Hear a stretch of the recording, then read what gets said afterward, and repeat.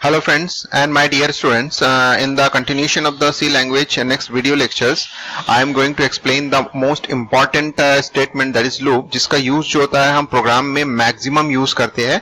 तो इस कंटिन्यूएशन में हम फर्स्ट जो हमारा लूप टाइप का स्टेटमेंट है दैट इज वाइल स्टेटमेंट, इसके बारे में हम लोग जानेंगे। तो इस वीडियो को लास्ट तक देखिएगा तो आपको समझ में आएगा कि लूप का यूज कैसे होता है। तो अगर ये वीडियो आपको पसंद आता है तो शेयर कीजिएगा, लाइक कीजिएगा और सब्सक्राइब करना नहीं भूलिएगा। मेरे यूट्यूब चैनल का नाम है ई टीचिंग गुरुकुल। चलिए दोस्तों स्टार्ट करते हैं कि किस तरह से लूप स्टेटमेंट का यूज होता है। तो बेसिकली जो हम लूप स्टेटमेंट पढ़ते हैं तो उसका एक बेसिक स्ट्रक्चर होता है, जिसको अगर हम याद रखेंगे तो हम इसको किसी भी टाइप के लूप्स में अप्लाई कर सकते हैं। जैसे हमारे पास तीन तरीके का लूप होता है, एक होता है वाइल लूप जो अभी हम लोग पढ़ रहे हैं, और एक होता है फॉर लूप और एक होता है डू वाइल। सभी स्ट्रक्चर जो होता है सेम काइंड ऑफ जो कंडीशंस होता है उसको फॉलो करता है, सिर्फ यूज करने का तरीका डिफरेंट होता है, कीवर्ड्स डिफरेंट होता है। जैसे इसका जो बेसिक स्ट्रक्चर होता है, जैसे फॉर एग्जांपल मैं यहाँ बात कर रहा हूँ वाइल लूप को लेके बात कर रहा हूँ, तो इसका जो सिंटेक्स होता है तो तीन इंपॉर्टेंट जो पार्ट होते हैं उसको हमेशा याद रखना पड़ता है, और ये जब भी अप्लाई करते हैं तो इन तीन चीजों का होना जरूरी है, अदरवाइज लूप जो होता है वो सही तरीके से काम नहीं करेगा। जैसे फॉर एग्जांपल लूप में सबसे पहला चीज होता है इनिशियलाइजेशन, यानी जिस चीज को हम लूप के बेस पर चलाना चाहते हैं, यानी नंबर ऑफ टाइम्स हम यूज करना चाहते हैं, वो होता है उस वैल्यू का इनिशियलाइजेशन करना। तो यानी इनिशियलाइजेशन एक होना चाहिए। दूसरा, अब जो हमने इनिशियलाइज किया है उसको हम टेस्टिंग भी करते हैं कि कितने टाइम तक चलना चाहिए, तो टाइम्स जो होता है उसी के बेस पर होता है। और तीसरा जो इंपॉर्टेंट पार्ट होता है, या तो उसको इंक्रीमेंट करेंगे या डिक्रीमेंट करेंगे। इसका मतलब है अगर हम इंक्रीजिंग ऑर्डर में चलते हैं तो इंक्रीमेंट ऑपरेशन अप्लाई करते हैं, और सपोज कर लो हम डिक्रीजिंग ऑर्डर पे चलते हैं तो हम डिक्रीमेंट ऑपरेशन। तो इसका मतलब है इंक्रीमेंट और डिक्रीमेंट जो होता है totally based on this two, यानी इनिशियलाइजेशन एंड कंडीशन पे होता है। यानी इनिशियलाइजेशन अगर आप हायर वैल्यू से लोअर वैल्यू पे चलते हैं तो उसके बेस पर कंडीशन होता है, और कंडीशन जो लिखा होता है उसके डिपेंडेंट जो होता है इंक्रीमेंट एंड डिक्रीमेंट होता है। तो इसका मतलब है तीनों चीजें सिक्वेंशियली होनी चाहिए और इंटरडिपेंडेंट होना चाहिए। और इसके बाद जो भी आपको स्टेटमेंट यूज करना है तो यू कैन यूज वन और मोर स्टेटमेंट। तो this is the basic syntax of while statement. और ये जो तीन हमने स्टेटमेंट यूज किया, यानी जो तीन हम पॉइंट बताए हैं, ये तीन पार्ट होना कंपलसरी है किसी भी लूप के लिए। तो जैसे फॉर एग्जांपल एक हम देखते हैं, यहाँ पे आपको दिखा रहा है डायग्राम में कि इनिशियलाइजेशन एक बार होता है, और टेस्टिंग, इंक्रीमेंट, इंक्रीमेंट, ये मल्टीपल टाइम्स होता है जब तक कि टेस्टिंग सेटिस्फाइड होता है तब इंक्रीमेंट होता है, अदरवाइज टेस्टिंग जैसे ही अनसेटिस्फाइड होता है तो वो क्लोज हो जाता है और लूप बाहर चले जाता है। यानी ये जो होता है एक सीक्वेंस होता है। अब एक एग्जांपल लेते हैं वाइल लूप का, जो हम इसमें दो साइड बाय साइड एग्जांपल दिखाया गया है, जिसमें हम देखेंगे कि इनिशियलाइजेशन कहां हो रहा है, कंडीशन कहां हो रहा है, और इंक्रीमेंट और डिक्रीमेंट को कैसे समझना है उसको समझ जाएंगे। तो जैसे एक एग्जांपल में लेफ्ट साइड में जो दिया हुआ है इसमें ये बता रहा है कि ये इंक्रीमेंट ऑपरेशन को परफॉर्म कर रहा है, और राइट साइड में जो होता है वो डिक्रीमेंट ऑपरेशन को परफॉर्म कर रहा है, यानी 1 to 10 और 10 to 1। तो हमने एक वैल्यू लिया है i इज इक्वल टू 1 से स्टार्ट किया है, और यहां से i is less than equals to 10, क्योंकि इंक्रीमेंट हो रहा है तो इसका मतलब है कि i की वैल्यू हमेशा लेस होगी, यानी 10 से, तब वो ऑपरेशन परफॉर्म होना चाहिए, और उसके बेस पर हम जो होता है i की वैल्यू को इंक्रीमेंट कर रहे हैं। तो आपको समझ में आ गया है कि वाइल लूप में हम जब कंडीशन में लगा रहे हैं तो बेस्ड ऑन द हम जो चाह रहे हैं, यानी हम लोअर से अपर वैल्यू के लिए चाह रहे हैं, तो इसका मतलब है हम जो रिलेशनल ऑपरेटर यूज करेंगे वो उसी को समझ के करना है कि लोअर से अपर मतलब अपर लिमिट तक चलना है। तो इसका मतलब जब तक हमारी वैल्यू लोअर रहेगी तब तक हमको आगे बढ़ना है। तो अब यहां पे इंक्रीमेंट कहां हो रहा है देखिए, तो यानी सबसे पहला जो होता है इनिशियलाइजेशन। तो इनिशियलाइजेशन में आप देख सकते हैं कि ये वाला इनिशियलाइजेशन, तो इसका इनिशियलाइजेशन यहाँ हुआ है, यानी यहाँ 1 से स्टार्ट हो रहा है क्योंकि इंक्रीमेंटेशन हो रहा है, और यहाँ पे 10 से हो रहा है, तो इसका मतलब है हमारा जो टारगेट है वो डिक्रीमेंट करना है। अब देखिए कि यहाँ कंडीशन कहाँ टेस्ट हो रहा है, यहाँ पे इसका टेस्टिंग हो रहा है, और यहाँ पे तो देखो यूज करने का तरीका डिफरेंट है। यहाँ पे हम less than equal to sign use कर रहे हैं, यहाँ पे greater than equal to sign use कर रहे हैं, बिकॉज हमारा जो टारगेट है या हमारा जो पर्पस है वो डिफरेंट है। हम एक इंक्रीमेंट के पर्पस के लिए चल रहे हैं, जब तक कि हायर वैल्यू नहीं मिल जाता तब तक चलना है, और एक हम लोअर वैल्यू के लिए चल रहे हैं, तो लोअर वैल्यू के लिए हमेशा जो वैल्यूज होते हैं वो हायर होते हैं, यानी ग्रेटर देन होते हैं, तो इसलिए हम इसको यूज करने का तरीका है। उसी तरह से जब हम बात कर रहे हैं कि अगर हम लोअर से हायर में चल रहे हैं तो इसका मतलब है ऑलवेज लोअर से हायर, मतलब हम इंक्रीमेंट करते हैं वैल्यू को, तो यहाँ पे इंक्रीमेंट हो रहा है। अब सेम एज अगर हम बात करते हैं तो उसका मतलब होता है कि डिक्रीमेंट, तो डिक्रीमेंट कहां हो रहा है देख सकते हैं आप, यहाँ पे डिक्रीमेंट, यानी i is equal to i-1। तो इस तरह से दोस्तों आपने देखा है कि व्हाइल लूप का अगर आपको यूज करना है तो ये तीन चीजें इंपॉर्टेंट है। अगर इन तीन चीजों में से कोई भी एक मिसिंग होगा तो ये जो लूप है वो काम तो करेगा बट अनप्रेडिक्टेबल आंसर देगा, यानी हो सकता है इनफाइनाइट लूप में चले जाए, हो सकता है आपका आंसर गलत है। तो इन तीन चीजों का कॉम्बिनेशन यानी सिंक्रोनाइजेशन होना जरूरी है। अब आते हैं एक सिंपल सा ऑपरेशन देखते हैं। यहाँ आई प्लस प्लस और प्लस प्लस आई, ये जो आई प्लस प्लस ऑपरेटर होता है this is known as an increment operator. तो इन चीजों के बारे में मैं नेक्स्ट वीडियो लेक्चर में आपको समझाऊंगा कि इंक्रीमेंट एंड डिक्रीमेंट ऑपरेटर क्या होता है, तो उसमें आपको पता चल जाएगा, उसमें डिटेल में जाए। तो यहाँ मैं एक ब्रीफ सेंस में बता देना चाहता हूं, I is equal to I plus one को हम दो तरीके से लिख सकते हैं, आई प्लस प्लस या प्लस प्लस आई, यानी पोस्ट इंक्रीमेंट ऑपरेटर, इसको हम लोग बोलते हैं पोस्ट मतलब आई के बाद लिखा गया है, प्री मतलब आई के पहले, यानी ये प्री इंक्रीमेंट ऑपरेटर है। और ये इंक्रीमेंट ऑपरेटर इसलिए बोल रहे हैं क्योंकि इसमें प्लस प्लस हो रहा है, प्लस प्लस मतलब वैल्यू ऑलवेज इंक्रीज होगा, तो that's why it is known as a increment operator.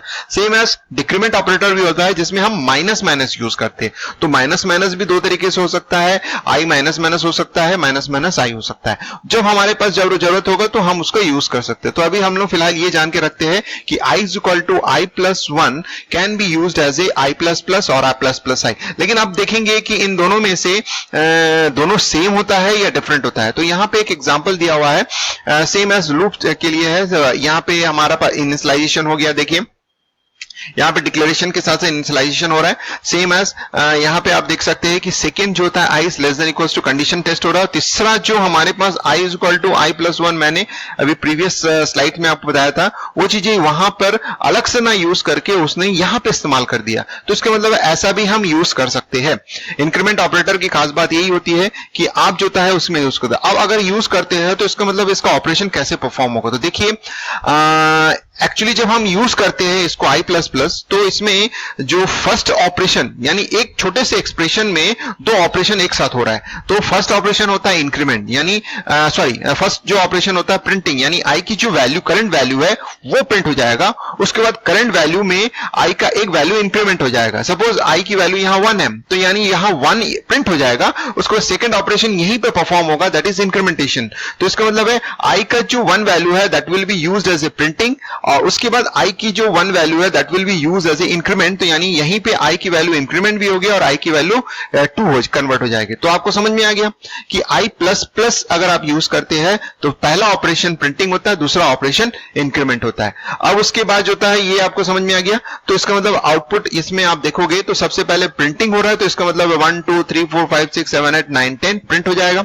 It's okay. अब आ जाते हैं सेकेंड कि आई प्लस प्लस आई अगर यूज करते हैं तो क्या प्रॉब्लम आएगा। तो यू कैन सी दैट जब हम प्लस प्लस आई यूज करते हैं तो इसका जो परफॉर्मेंस होता है डिफरेंट होता है। इसमें जो दो ऑपरेशन होता है जिसमें पहले इंक्रीमेंट होता है, यानी प्री का खास बात यही होता है कि ये इंक्रीमेंट होता है। तो इसका मतलब है जब आप इसको अप्लाई करोगे तो सोच समझ के करना है कि ये पहले इंक्रीमेंट होता है उसके बाद प्रिंटिंग होता है। तो इसका मतलब है आई की वैल्यू 2 हो जाएगी, फिर वो 2 वैल्यू प्रिंट होगा। तो इसका मतलब है हमारा जो वैल्यू है दैट इज 2 3 4 5 6 7 8 9 10 एंड 11। क्यों? क्योंकि 10 वैल्यू तो आया है लेकिन इंक्रीमेंट होने के बाद। तो इसका मतलब है हमारा जो टारगेट था इसमें वो गलत हो रहा था। तो सपोज कर लो मुझे प्री इंक्रीमेंट यूज करना है बट हमारा वैल्यू 1 to 10 होना चाहिए। तो उसके लिए करेक्ट वे क्या होता है चेक कर लेते हैं किस तरह से करेक्ट वे होता है।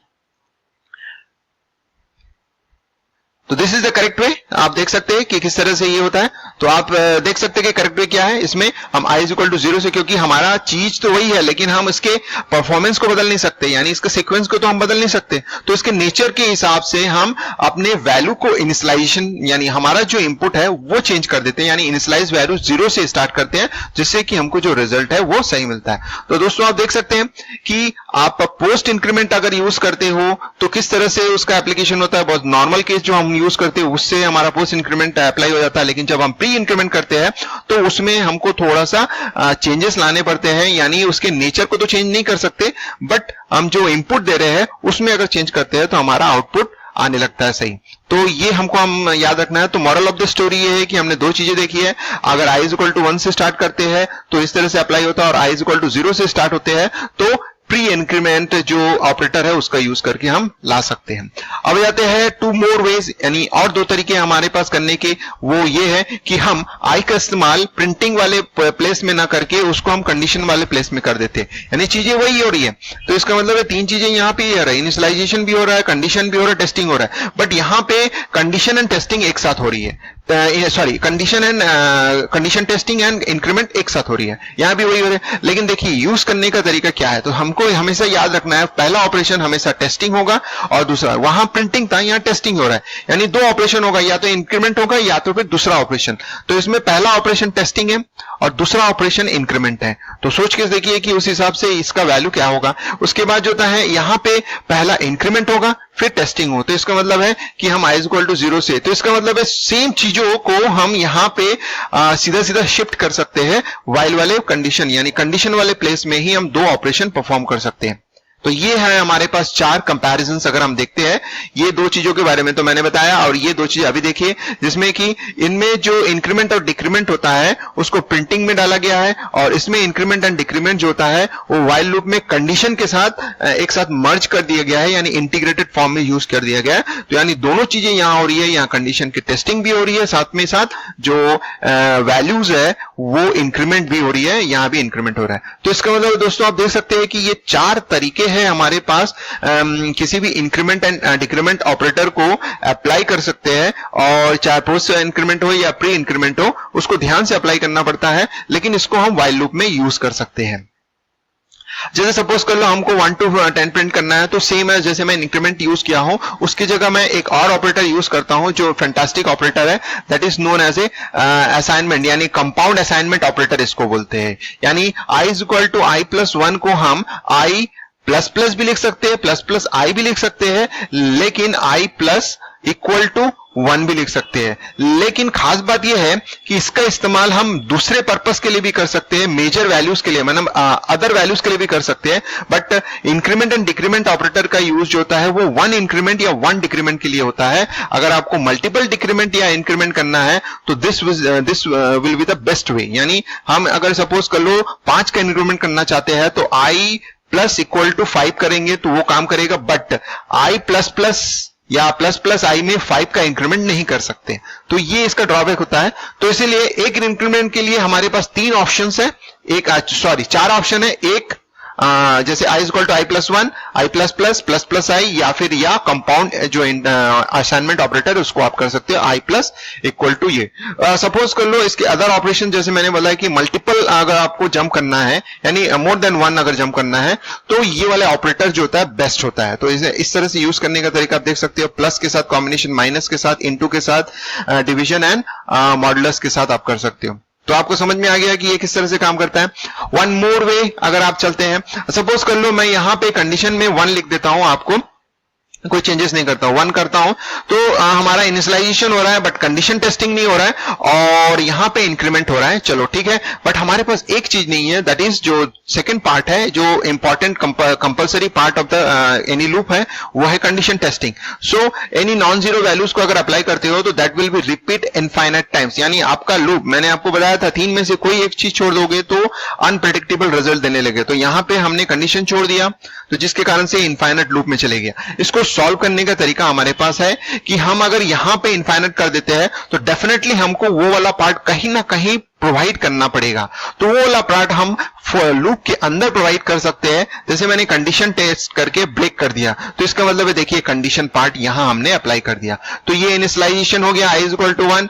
यहां पे हमने कंडीशन को टेस्ट ना करके हम कंडीशन को कहीं और टेस्ट कर रहे हैं, और इंक्रीमेंट ये हो रहा है। तो इसका मतलब आपको एक चीज और समझ में आ गया कि हम ये जो 3 पार्ट है हम कहीं भी एडजस्ट कर सकते हैं, लेकिन हमारा पर्पस सॉल्व होना चाहिए ताकि लूप जो होता है वो ब्रेक हो सके, यानी लूप कंप्लीट भी हो सके, ब्रेक इनफाइनाइट ना हो। तो देखिए कि हमने लूप को इन्फिनिटी से बचाने के लिए हमने यहां पे कंडीशन लगा दिया, जिसके कारण से ये बाहर हो गया।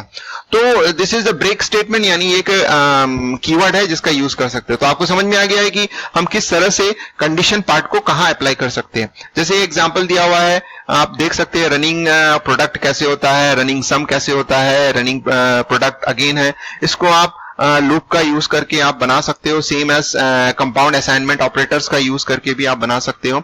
अब यहाँ पे बहुत इंटरेस्टिंग सा क्वेश्चन है जो मैं आपको पुट कर रहा हूं। इसके बेस पर यहाँ पे 3 सर्कल आपको शो हो रहे हैं जिसमें आपको पता चल रहा है कि ये इंक्रीमेंट मतलब इसका जो प्रेसिडेंस है प्लस प्लस जो इंक्रीमेंट ऑपरेटर का सबसे हाई होता है, एंड का बाद में होता है, इसका बाद में होता है। तो ये जो हमारे पास स्टेटमेंट लिखा हुआ है इसके 2 पार्ट हो सकते हैं।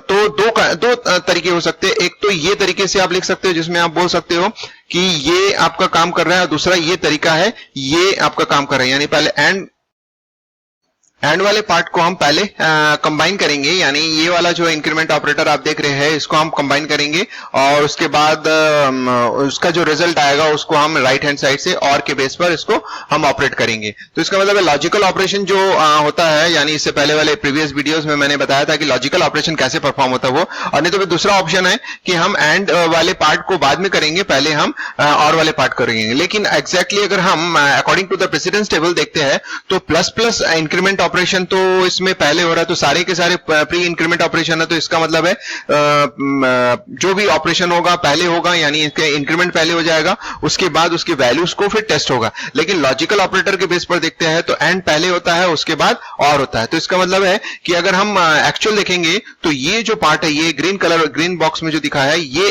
एक्चुअल जो होता है एग्जीक्यूशन प्रोसेस होगा, और इसके बेस पर जो रिजल्ट आएगा वो यहाँ पे शो होगा। तो आप इसको टेस्ट करेंगे और आप मुझे बता सकते हैं कि इसका आंसर क्या आ रहा है। एक्सपेक्टेड आंसर पहले आप नोट कर लीजिए, उसके बाद जो होता है आप इसको एग्जीक्यूट करके चेक कीजिए कि इसका एक्सपेक्टेड आंसर आप जो सोच रहे हो वही आ रहा है, कि जो मैंने एक्सप्लेन किया है उसके बेस पर आपने जो सोचा और उसके बेस पर आपको आंसर आ रहा है कि नहीं। अगर आपको कोई प्रॉब्लम हो रहा है तो आप मुझे मेल कर सकते हैं मैं उसका आंसर आपको दूंगा। यहाँ पे नीचे एक्सरसाइज के लिए एक क्वेश्चन दिया हुआ है, इसको भी आप ट्राई कर सकते हैं कि ये कैसे सॉल्व होगा। इसको आप ट्राई करके देखिए। इसमें एंड ऑपरेशन है, तो एंड ऑपरेशन जो इसमें होता है खाली तो लेफ्ट टू राइट एसोसिएटिव होता है, और अगर आप और की बात करते हैं तो वो भी लेफ्ट टू राइट एसोसिएटिव होता है।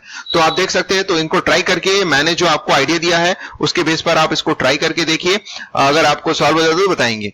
तो अब आ जाते हैं नेक्स्ट जो इंपॉर्टेंट है कि वो कि इन जनरल जब हम कंडीशन को एंड के साथ जोड़ते हैं, यानी 2 अलग अलग कंडीशन को लॉजिकल ऑपरेटर एंड के साथ अप्लाई करते हैं, तो सेकंड वाला जो कंडीशन होता है तभी एग्जीक्यूट होगा जब फर्स्ट वाला कंडीशन ट्रू होगा। तो इसलिए बोला गया है कि condition 2 will be executed only if condition 1 is true.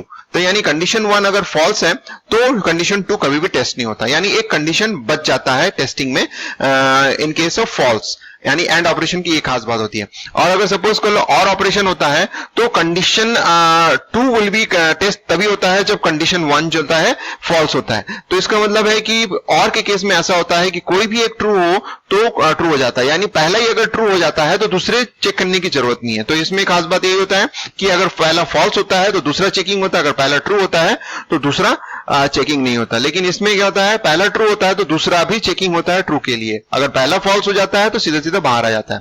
तो ये हमारे पास एक ऑब्जर्वेशन है जिसको हम जब भी हम एग्जीक्यूट करेंगे तो हम ये चेक कर सकते हैं कि अगर हम एंड लगा रहे हैं तो पहला वाला अगर ट्रू आ जाता है तो ही हम आगे बढ़ेंगे, अगर सपोज कर लो फॉल्स आ जाता है तो आगे देखने की जरूरत नहीं है। तो ये आप एग्जीक्यूशन यानी आप मैनुअल एग्जीक्यूशन जब करते हो तो ये इससे आप अपना टाइम बचा सकते हो। तो कुछ टिप्स दिए गए हैं, ये टिप्स आप देख सकते हैं कि किस तरह से इसका यूज करते हैं। आपके पास यहाँ इंफॉर्मेशन है, अगर कोई भी प्रॉब्लम है तो आप मुझे पूछ सकते हैं इसके बारे में कि क्या होता है। कुछ लिस्ट ऑफ प्रोग्राम्स है, देख लीजिए, आप देख सकते हैं। इसके बाद जो है तो ये लिस्ट ऑफ प्रोग्राम्स है जिसमें कुछ पैटर्न मैचिंग भी है, पैटर्न जनरेशन भी है, कुछ सिंपल बाइनरी कन्वर्शन, यानी जब कोई भी प्रोग्राम्स होता है ये हम अवेलेबल कर सकते हैं, मतलब यूज कर सकते हैं। इसके बाद ये बहुत सारे हमारे पास पैटर्न मैचिंग के क्वेश्चंस हैं, जैसे कुछ लास्ट 13 नंबर क्वेश्चन बहुत इंटरेस्टिंग है जिसमें एक बॉक्स क्रिएट होता है बाय यूजिंग लूप, हम कर सकते हैं। ये मेरा एक ट्यूटोरियल ऐप है जो कि प्ले स्टोर में अवेलेबल है, एंड्रॉइड बेस्ड ट्यूटोरियल ऐप है, और इसमें जो भी प्रोग्राम्स मैंने अभी दिखाया लिस्ट और जो भी मैंने आपको इन्फॉर्मेशन अभी प्रोवाइड किया वो सारा नोट्स के फॉर्म में अवेलेबल है। इसको आप प्लीज डाउनलोड कर लीजिए जिससे कि आपको इसमें जो प्रोग्राम का सॉल्यूशन है वो भी मिल जाएगा और नोट्स के फॉर्म में आपको ये भी मिल जाएगा। तो इसको वीडियो को लास्ट तक देखने के लिए दोस्तों धन्यवाद। अगर आपको ये वीडियो पसंद आया तो शेयर कीजिएगा, लाइक कीजिएगा और सब्सक्राइब करना नहीं भूलिएगा। मेरे यूट्यूब चैनल का नाम है ई टीचिंग गुरुकुल। तो दोस्तों वंस अगेन धन्यवाद, थैंक यू।